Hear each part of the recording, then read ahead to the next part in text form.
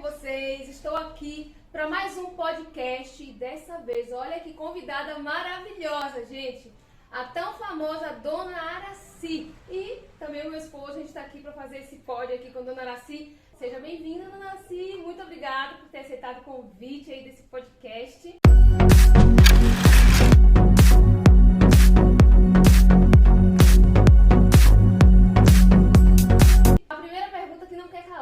Porque quando eu vi essa mulher maravilhosa, gente, ela é maravilhosa, ela tem uma alma jovem, ela é incrível. Quero saber quantos aninhos tem. Ou é segredo? Não, não é segredo. Não são muitos anos, são só 90. Olha só que maravilhosa, né, gente? Ninguém diz. A senhora é daqui mesmo? Não. Santa Catarina? Eu não sou de Santa Catarina. Eu sou nascida paulista, criada no Paraná. E de lá eu acabei vindo para cá. E me adaptei muito bem. Eu cheguei aqui, fiquei pensando, estava habituada com lavoura, lecionando, um monte de atividades.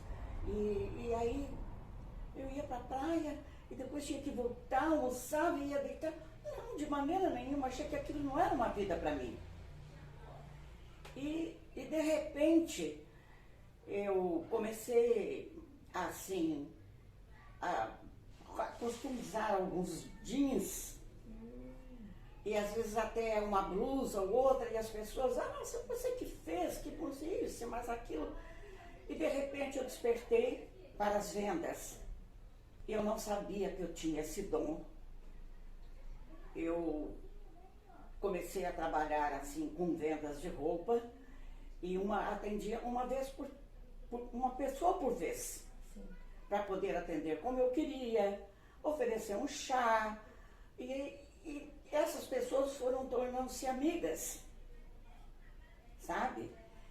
E de repente aquilo foi crescendo e eu fui me entusiasmando e vi que eu não nasci só para ser mãe, ser professora, que eu tinha um outro dom que era de venda e me saí muito bem.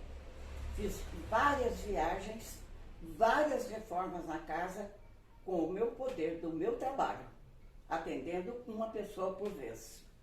Nossa, muito interessante, Dona Aracy. Antes de continuarmos a nossa conversa, né, eu quero iniciar minha participação deixando claro para você que está assistindo esse vídeo que a Dona Aracy ela já tomou as 2 doses, né? Inclusive a gente estava conversando antes, ela tomou em Curitiba, ela vai tomar a 3ª aqui em Balneário Camboriú, nós também já fomos vacinados, então tudo tranquilo, pessoal, para vocês ficarem tranquilos aí em casa. Eu vi que a Dona Aracy falou, né, quando ela iniciou a fala em falar da vinda a Balneário Camboriú, ela citou a praia.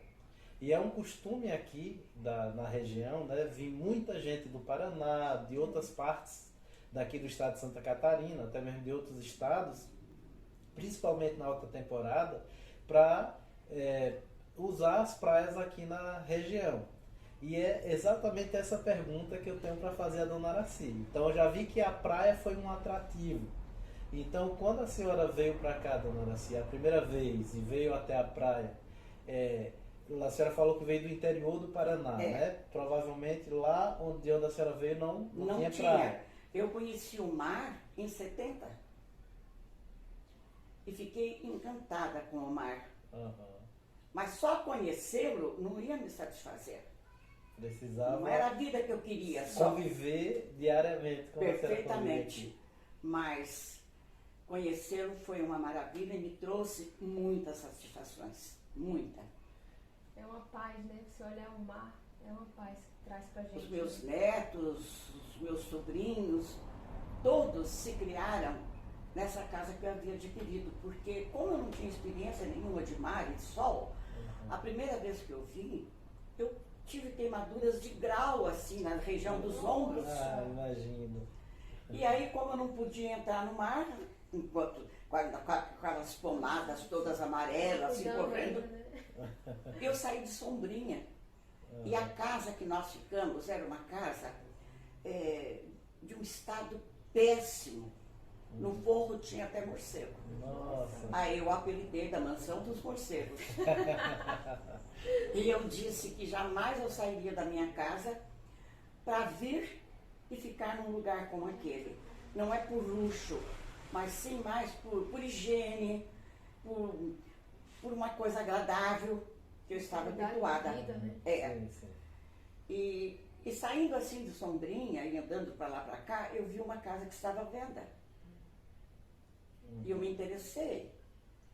Vi a casa por dentro, era de um juiz dessa região, muito bem cuidada, sabe? Uhum. E estava escrito vende-se, né? E ele fez uma proposta do jeito que nós pudermos pagar. Combinado então. O que Foi vocês precisavam, ele tinha para vender. Ele tinha deu para tudo certo. vender. Então foi uma coisa maravilhosa. Já era sua casa. Isso foi em fevereiro, né? Janeiro, fevereiro. E como eu lecionava, naquela época, no estado do Paraná, havia um sorteio de um prêmio para professores. E eu fui sorteada naquela época com R$1.000. Nossa, que Veja, legal. em 1970. Ah, foi uma alegria na família, porque aí nós viemos todos. E aí o juiz, a casa estava toda montada, e ele saiu da casa e nos deixou ficar. Então foi uma coisa muito prazerosa, sabe? Muito maravilhosa. Então a senhora trabalhava como professora? Com professores, sempre só professora primária, porque eu não tinha outro título, né? Eu não fiz uma faculdade, mas me adaptei muito bem no primário. E o que foi que lhe despertou o desejo da área da educação? Sempre tem algo que desperta, né? Sempre. Primeiro, porque eu achei que se eu saísse da vida que eu estava levando e tivesse um trabalho, eu teria um ganho. E eu acho que todo ser humano, por simples que seja, tem que ter um ganho.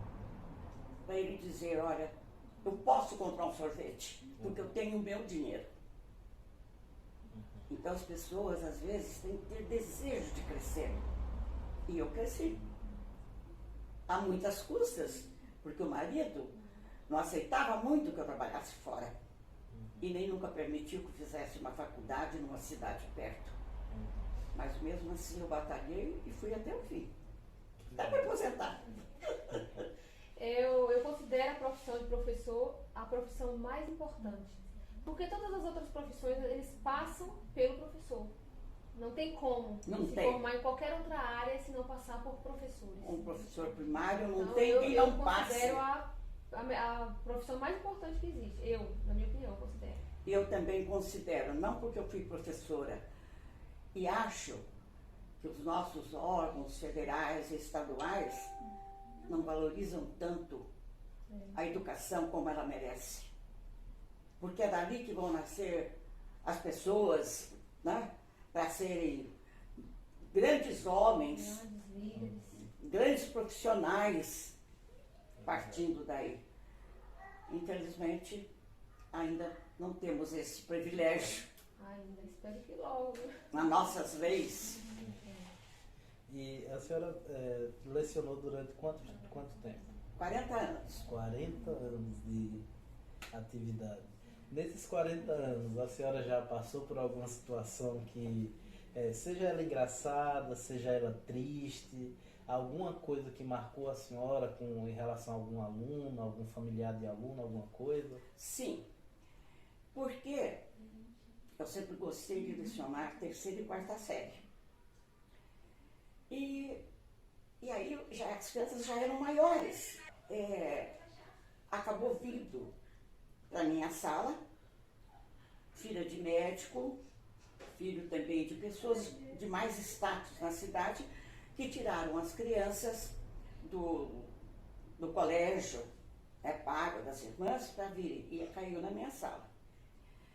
E eu notei que aquelas crianças tinham, assim, acho que uma dificuldade, não de aprendizado, mas de se movimentar, de se comunicar, elas eram um pouco bitoladas.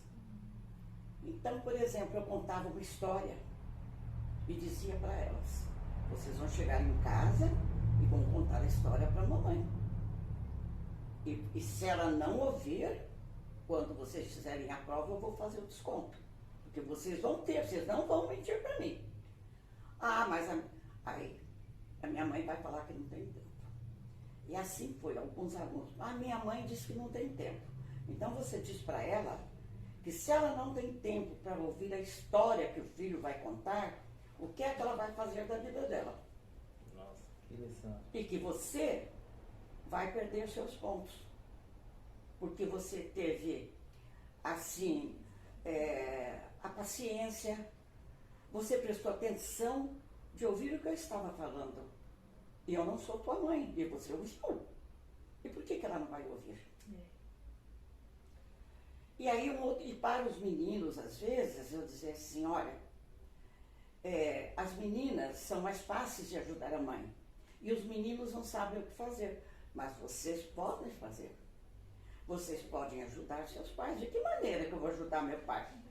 Olha, meu bem, o papai não engraxa o sapato? Engraxa. Então você pega o sapato dele e mesmo que você não saiba, você pergunta para tua mãe que você vai engraxar o sapato do papai. Que você vai, por exemplo, naquela época tinha o criado mudo, né? Você vai arrumar, vai tirar o chinelo dele. Se a sola, e naquela época era terra vermelha, e se a sola estiver suja, você vai lá fora, passa um pano. Quando teu pai chegar e for tomar o banho, ele vai ter o prazer de pegar aquele chinelo que não vai sujar o suor da tua mãe. Sim. Aí, assim aconteceu. Depois chegou um aluno e disse assim, pois é. A minha mãe ficou muito admirada e não queria deixar eu fazer o trabalho. Eu falei, mas você lutou para fazer? Lutei, porque eu disse que se você não fizesse, você ia perder pontos. Aí, como eu ia perder pontos, a minha mãe falou, então pode fazer. E assim foi, e eles foram se abrindo e aproveitaram, sabe? E fui ganhando também os pais. Mas um outro fato muito interessante do tempo todo que eu lecionei, hoje já é mais aceito, mas antigamente as crianças que tinham algum problema, uma deficiência qualquer, não era muito aceito, né? E nessa época, a diretora me chamou e eu fui atender os pais que estavam na sala. E nessa época eu era orientadora. Aí a diretora disse na frente deles que eles estavam aborrecidos, porque eu estava exigindo daquela criança, daquele aluno, algo que era difícil dele fazer. Aí eu perguntei para eles assim, muito bem, então você acha que é difícil dele fazer. O que você faz? Para ele trazer o caderno em ordem, você vai lá e arruma e ajeita o caderno para trazer. Aí ele vai crescer. O que será que vai ser da vida dele quando não tiver você do lado? A dependência. Para fazer alguma coisa que ele não sabe. Então você tem que escolher na tua vida o que você quer para o teu filho. Não é essa autoproteção que vai fazer dele um homem melhor. De maneira nenhuma. Verdade. Talvez vai torná-lo dependente sempre de outra Sempre de pessoa. alguém. Quando ele tiver que fazer um vestibular, que depende só dele, você não vai poder esperar nada do teu filho. É verdade. Eu sei que é sofrido, falei para eles. Eu também sou mãe, mas eu nunca sentei, mesmo sendo professora, do lado do filho para fazer os deveres. Ele tinha que começar a aprender. E naquela época a gente não tinha muita instrução, né? Os pais eram mais fechados. Hoje já é tudo mais aberto, tem televisão, tem celular, tem tudo. E naquela época não tinha nada. É verdade. Só tinha o circo, onde a gente ia, né? E o cinema. Então eu acho que a senhora vai ter que pensar. Porque talvez se ele fosse uma pessoa melhor, se ele tomasse banho sozinho. Se ele soubesse se limpar e soubesse escrever o nome, sem que você tivesse que estar perto. Isso é uma forma de desenvolvimento, porque se ele podia fazer isso, né, é interessante que essa habilidade fosse estimulada. Fosse desenvolvida. E como a medicina acabou mostrando, a passar dos anos, que tudo que se repete com crianças dessas naturezas, aquilo vai fazer com que ela assimile com menos dificuldade. Não que ela não sofra, mas que ela tenha mais liberdade de fazer aquilo que foi pedido. É verdade. E até para entrar no mercado de trabalho já adulto, Perfeitamente. a criança é insegura. Perfeitamente. Por quê? Não foi estimulada. É verdade. Todos ajudavam. Um calçava o sapato, outro calçava a meia. Assim. Algumas habilidades básicas que aquela criança poderia fazer e acaba não fazendo por E uma assim eu fiz com meus excessiva. filhos. O meu filho mais novo, esse que mora em Cuiabá, do filho homem, né? Ele foi fazer a medicina no Rio. Ele saiu de Uraí e foi para o Rio para fazer a matrícula, a inscrição de vários amigos e a dele. E no fim ele estava meio indeciso, eu falei, pega o trem, vai até lá, depois pega outro trem, e ele não foi junto. E ele nunca tinha saído de Uraí assim, tão longe, para Vassouras. Ele foi, fez a inscrição e foi o único que passou. Olha só, que orgulho, né?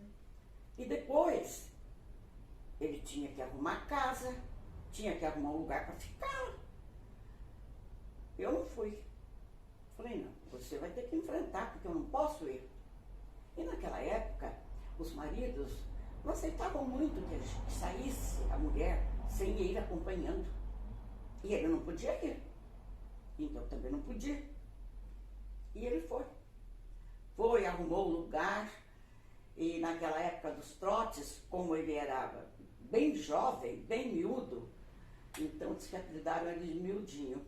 E ele era obrigado a levar um tijolo na mão todos os dias, carregar um tijolo até a faculdade.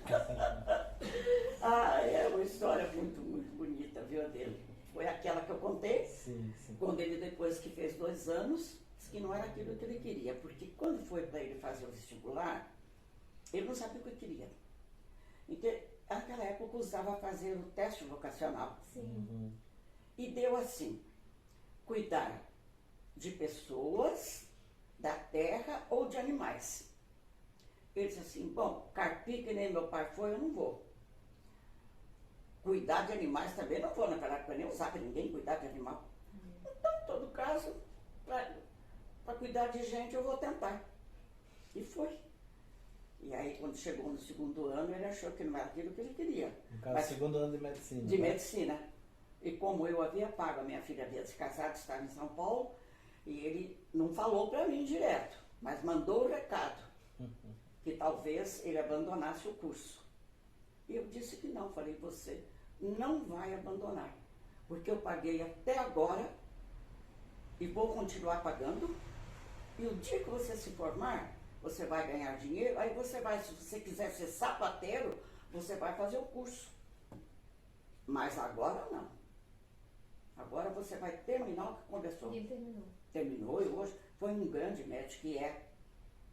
Se tivesse desistido, Fez cirurgia geral e antes dele terminar esse estágio dele lá no Rio, como cirurgião e tudo, ele fez um curso em São Paulo e recebeu o título de doutor em medicina, que é um título acima do outro título, né? Que maravilha, né? Foi uma maravilha. E como eu morava em Piabiru, e ele e o outro filho mais velho, que era médico também, tinha um hospital lá em Araruna, uma cidadezinha perto. E naquele dia era o aniversário dele e veio uma correspondência para ele. Aí eu levei, mas ele não quis abrir. Eu não sabia o que era. Aí depois que a festa acabou e no outro dia ele foi abrir. Então ele havia recebido o título de doutor em medicina que havia feito aquela vez. Então foi Que presente maravilhoso. maravilhoso. Que horror. Foi muito bom. E não sei realmente como ele não desistiu, porque com 11 anos ele teve que fazer uma cirurgia do rim, tirando as pedras. E depois, com 13 anos, foi obrigado a tirar o rim todo, porque virou uma pedra só. Então foi um fato muito, muito dolorido, né? Mas não tinha jeito, não tinha o recurso que tem hoje. Sim. Né? Aquela época tinha aquelas pedras, era obrigado a tirar, não tinha nada para se fazer. Então, Que bom. mas mesmo assim ele foi até o fim. Exato. Ah, não. Imagino quantas vidas ele tem salvado. E salvou, aí ele né? era tão jovem que para parecer mais velho ele pegou e pôs um óculos. E que quem mais gostava de consultar com ele eram os idosos, as velhinhas e as crianças. Aí uma vez tinha uma senhora lá em Araruna, assim, acho que ela era descendente de alemães, alta, gorda, sabe? E ela tinha um problema no seio e não deixava ninguém pôr a mão. Mas ela deixou que ele fizesse. Ele teve que fazer uma cama especial para ela, porque de tão grande que ela era. E fez a cirurgia dela. E ela depois, todos os anos, não sabia o que fazer com ele, de presente, de coisa, porque ela sarou, sabe? Que bom. E aí ele foi, venceu a carteira, foi tirar a fotografia e esqueceu do óculos, aí na antiga tinha. Aí ele, uai, o senhor precisa de óculos e não está usando? Como é que faz cirurgia sem óculos? Sem óculos, né? Para parecer mais velho. Aham. E assim foi. Falando em viajar, né? Eu quero saber se você já viajou muito, né? Você já passeou bastante. Passei. E o Cassimiro não gostava de viajar. Então ele não foi O comigo. Casemiro Era meu era o seu esposo. esposo. Eu fui com um grupo aqui, umas 4 pessoas aqui de Balneário, e mais ou menos um grupo de 15 que tinha do estado de São Paulo, tinha aqui do interior de Santa Catarina, de Florianópolis, de Curitibano, sabe? E fui conhecer a Noruega. Nossa, que maravilha. Foi uma coisa fantástica. Quantos dias viajando? Nós, naquela época, 30 dias nós viajamos. Muito Uma frio parte na Noruega? na Noruega. É uma coisa dos deuses, menina. De tão especial, você não vê uma casa aberta. É onde tem as geleiras eternas. Que com o mesmo calor que tenha, não derrete Não nenhuma. Olha só. Até assim na beira da estrada, conforme você passa, do lado tem aqueles montes assim de gelo, parecendo assim um cimento plantado, sabe? Nossa. E os costumes, assim, todos diferentes dos nossos, a maneira com que eles criavam os filhos, sabe? E como era muito frio, por exemplo, tinha uma sala como esta, que nos levaram para fazer a parte do turismo. E sabe aqueles balcões que tinha antigamente, que as pessoas colhiam arroz, café, feijão, e abria aquela tampa Sim. e dentro tinha aquela mercadoria. Sim. Então lá era diferente, não era diferente. Só que em vez de ser aberta assim, era aberta assim, mas a pessoa dormia lá dentro. Nossa. Junto com a Dentro comida? daquilo. Não, Não, dentro das comidas não. Era só Do balcão. a maneira, né? Sim, sim. Ah, E o ar faltava tanto que várias pessoas, estudantes, amanheciam mortos, Meu Deus. sabe? E Porque lá era uma forma de que era mais quente? mais quente, com pouca Entendi. coisa, Ah, porque entendi. o frio lá é tremendo. Tanto é que naquela época que eu fui, que foi em 93, era permitido o uso de drogas para as pessoas sobreviverem. Nossa. A bebida não era vendida em mercados e em nenhuma casa. Você podia tomar se você fosse a um hotel e pedir a bebida ali, sim. Nossa. Mas a granel, como nós compramos aqui, jamais. Mas a droga podia. Olha, isso é interessante, porque até hoje, lá no Alasca, por exemplo, tem uma época do ano, não sei se é o ano todo ou uma época do ano, que é proibida a venda de bebida alcoólica. Então, aí, Porque as pessoas bebem e acabam morrendo de certo, sabe? Então, e assim foi uma das coisas muito interessantes que eu achei, sabe? E no café da manhã, e os homens, aqueles homens, sabe, assim, como você vê nos filmes, meio grotesco, assim, dá a impressão que, sabe, um cabelo assim, branco, meio cinza, você fica meio assustada, sabe? Ai, meu Deus. E de manhã, para poder aguentar o frio, eles são obrigados a comer o peixe como se fosse um bacalhau, assim, salgado aqui. O peixe assim, sabe? Para dar energia. Nossa. É porque consome, por causa do frio, o organismo... E aqueles café fortes, sabe? E tinha uma espanhola que viajou conosco e ela disse para mim, sabe, Araci, diz que aqui na Noruega o leite é frio, não é quente.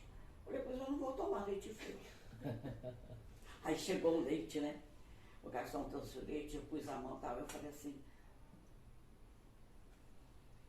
mostrei para ele, fiz assim, ele entendeu. Eu não sei falar inglês, né? Foi lá na cozinha, esquentou o leite e trouxe. Todo mundo tomou leite. Era só falar que ele Foi só o gesto, sabe? Mas foi maravilhoso. Voltaria lá novamente? Voltaria. É muito interessante.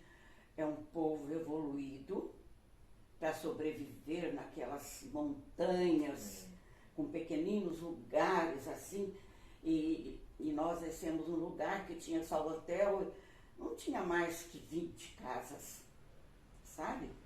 E conforme a gente deu a volta, eu vi que tinha até uma orquestra tocando. Olha. Uma coisa maravilhosa, sabe?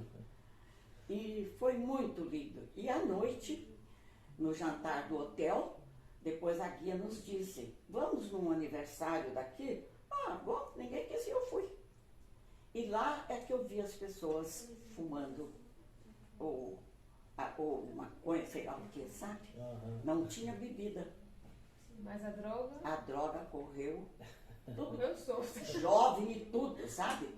Desse jogo, eu solta. E era uma coisa natural, né? Natural. Então, já em Oslo, que é a capital da Noruega, existe uma bebida branca que parece água. E isso o guia que nos disse. Que a pessoa bebe aquilo, às vezes até cair. E eles são protegidos pela polícia. Aí a polícia pega aquele sujeito que está na água caída e leva lá na cadeia, lá no lugar, até ele melhorar do outro dia para voltar para casa. Para não correr o risco de morrer na rua. De morrer na rua. Aqui já o soldado já ia descer a lenha. Né? E lá não, você vê que a proteção. É completamente diferente. Aí ela é vendida liberal. É forte então, né? É forte, você parece que é água mesmo, não tem nem gosto de nada, mas ela é forte. Bem branquinha, sabe? Aí à noite a guia disse assim, vamos ver ali numa boate o que é que existe, né? E eu fui. Então aqueles noruegueses altos, claros, sabe? Discoteca, tipo boate de É discoteca. tipo discoteca, não era boate, era discoteca. Então, num pedaço, vamos dizer, a metade daquele armário ali para baixo, era uma coluna de cimento. Aí as pessoas brincavam e depois ia lá e pá, com o pé. Como se fosse descarregar uma energia. Aquilo era de cimento armado. Eu fiquei assustada, falei, meu Deus do céu! Achei muito interessante. Também o tanto de gente que quebrava o pé, hein? Eu acho Porque que na hora sim. o sangue tá quente, tá empolgado, vai lá, chuta. E tá naquilo lá, sabe? Desse jeito. Diferente. E aonde tem lá o Círculo da Vida. É um jardim maravilhoso de estátuas assim rodeando. Então começa pelo Círculo da Vida, começa pelas crianças, mas é uma coisa tão bem feita, tão maravilhosa, que você sai de lá até emocionada. De tão bonito que é. Imagina. Tudo sem pintar. tudo do cimento puro, sabe? Olha. Círculo da vida, bem, muito interessante. A senhora falou que a senhora foi casada, né? A senhora foi casada há quanto tempo? 70 anos. 70 anos de casamento. Muito tempo. E hoje? Fez Como no é? ano que, no ano que o Bolsonaro entrou, foi que ele faleceu. Foi. Em 2018. Não tem. Fez 70 anos que eu era casada. Eu casei em 48. Tem pouco tempo, né? O coraçãozinho tá. Tá ótimo. Paz. Tá ótimo. Deixa eu lhe perguntar, uma curiosidade. Cirurgia plástica. Eu tive que fazer uma vez. Passarinho Verde me contou que a senhora é siliconada. Pelo seguinte, eu tinha um seio muito grande, sabe? Mesmo amamentando, ele era muito grande. Como eu tenho uma sobrinha que agora foi obrigada a fazer, ela miudinha e o seio enorme. Aí eu tive que fazer para diminuir. Mas, quando diminuiu, o marido não gostou. Achou que ficou muito pequeno. Aí eu fui obrigada a fazer outra cirurgia e pôr silicone. Mas, olha, eu também fiz redução mamária, eu também diminuí. Então, E tanta gente querendo botar grandão e a gente que tem grande quer tirar porque a coluna sofre. perfeitamente. A senhora tirou quantos quilos, lembra? Eu acho que não chegou. Ou chegou a 1 quilo? Acho que um meio quilo cada um, ou quase uns 600, 700 gramas. Eu tirei 1 quilo 212 dos dois, Olha, somando então. os dois. Imagina, todo canto que eu, se for olhar em quilo, né, todo canto que eu ia, eu levava 1 quilo 212 gramas. Pois é. Pra todos os lugares, sem poder... E diminuir o tamanho, peso. então, também, né? Você Dá um miudinha, né? aspecto de que a pessoa é gordinha, Perfeitamente. envelhece, mesmo não adianta, É. envelhece a pessoa. Tanto que depois que diminui, parece que rejuvenesce, né? Eu não sei se é porque eu me casei muito jovem, então eu acho que ela estava bem formada. E depois que eu tive os filhos, acho que aquilo foi aumentando, sabe? Eu era uma pessoa que tive muito leite. Então, eu amamentava sempre até quase 1 ano. E depois aquilo ficou grande, a mesma coisa. Sabe? Então, Mas foi uma questão de saúde, É. né? e quanto à cirurgia plástica, quando eu fiz 25 anos de casada, eu tive um problema de bexiga muito forte. E naquela ocasião o intestino nem funcionava direito, nada. Era tudo a custa só de remédios. E eu já era magrinha. Eu, naquela época, pesava 54 quilos. E perdi quase 10. Nossa! Então, eu fiquei idosa. Aí eu fui obrigada a fazer. Era bem magrinha. Bem magrinha, bem miúda. Eu sempre fui muito miudinha. Ossos, miúdo, tudo, sabe? E aí eu fiz. E o seu nariz? Seu nariz é tão bonitinho. A senhora fez o nariz também? Não, nariz eu não fiz. Nossa, tão lindinho, Então. né, gente? O nariz dela, olha só. Tão compridinho. Mas a minha família são todas de nariz bonitinho, sabe? Nossa, parece que fez nariz também. Parece. Mas aqui, agora, por exemplo, eu fui obrigada a fazer uma cirurgia da testa porque tinha uma rasurinha assim na testa e eu não sabia, aquilo foi ficando e foi ficando. Aí um dia eu fui arrumar a minha cômoda e quando eu subi eu bati a cabeça aqui. E aquilo então sangrou. Aí virou, aquilo não sarava. E eu já tinha tido uma espinha na cabeça e que também não sarava. E o dermatologista daqui dizia assim, não, dona Elza, isso é uma espinha de ceratose, isso não é nada. Mas um dia eu resolvi querer fazer um exame mesmo e deu que era um câncer. Nossa! Aí eu fui obrigada a ir fazer. E aí ficou assim, ó, quer ver?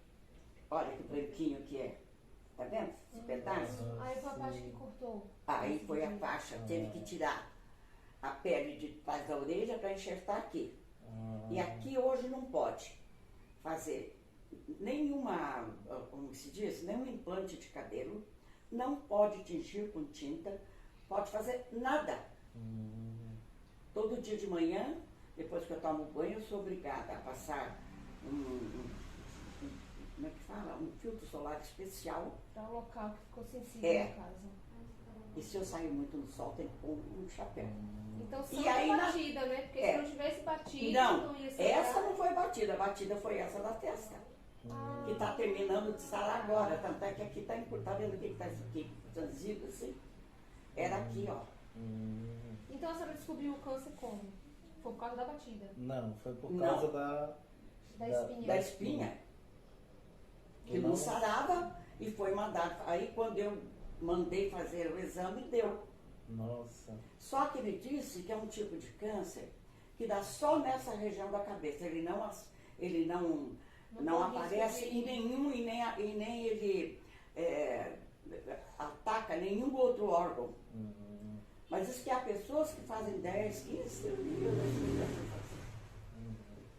E aí agora, como fez essa, né? Aí o médico fez pra cá e abriu tudo. Aí ele disse que virou a pele assim, para consultar ver se tinha alguma coisa. Ficou tão feia, quando precisa de ver aqueles pontão, tudo, sabe? Tudo costurado assim. Mas ainda bem Vai fazer que... 4 meses agora. Ah, é recente? É, agora Mas que- não tem cicatriz. Então, porque aí não aparecem os pontos tão bem que ele fez, né? Nossa. E agora então eu tenho que voltar para ele fazer uma análise se ficou, como é que tá, se apareceu mais alguma coisa. Mas eu não precisei fazer quimioterapia, nada. Que bom. Tem um conhecido meu que ele trabalha no Nordeste, acho que é do Paraná, ele trabalhou no Nordeste e ficava muito no sol. Ele usava um chapéu, e lá no Nordeste algumas pessoas que trabalham no sol tem um chapéu que tem um pano assim atrás. Só que para proteger o pescoço. Só que a orelha ficava exposta ao sol. Ah, E aí ficava exposta ao sol e um dia apareceu uma feridinha na pontinha da orelha e só sangrava. Acho que passou, não sei se foi 1 mês, 2 meses, só sangrava. Ele ia tomar banho, se secava o sangue na toalha. Foi no dermatologista, um tipo de câncer, câncer de pele. e a maior parte dos cânceres de pele é pelo sol. E tem o acúmulo do sol. Quando eu era recém-casada e mocinha, naquela época ninguém sabia nada de sol, né?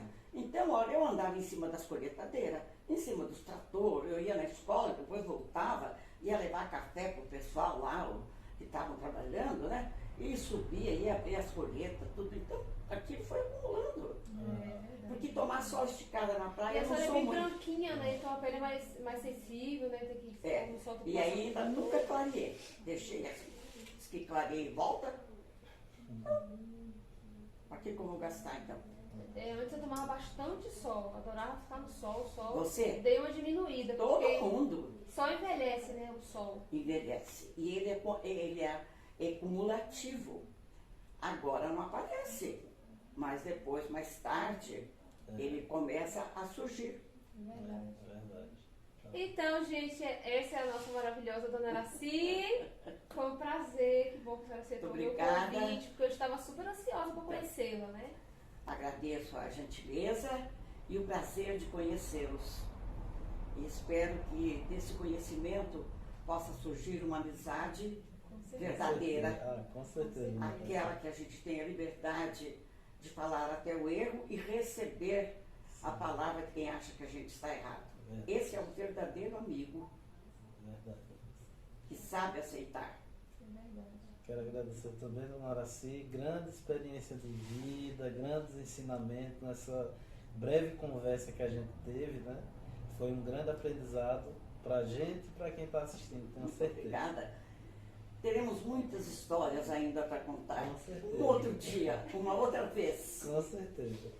É uma maneira de forçar a gente se encontrar. Verdade. Então é isso, meus amores, aqui meu esposo Diego, você já conhece ele de outros vídeos, agora ele vai aparecer mais no canal. Vocês conheciam ele só de nome, né? Agora tá conhecendo também de ver. E é isso, meus amores. Se gostou do vídeo, ó, não esquece de dar o likezinho e compartilhar com a galera. Beijos, beijos e até o próximo podcast. Mas quem é que não vai gostar de ver uma espécie de ser humano como este? Qualquer pessoa vai gostar. E você, maravilhosa desse Ah, jeito. você é maravilhosa. Eu já sou sua fã, já era antes de lhe conhecer pessoalmente. Tanto que a Jéssica fala. Que bom.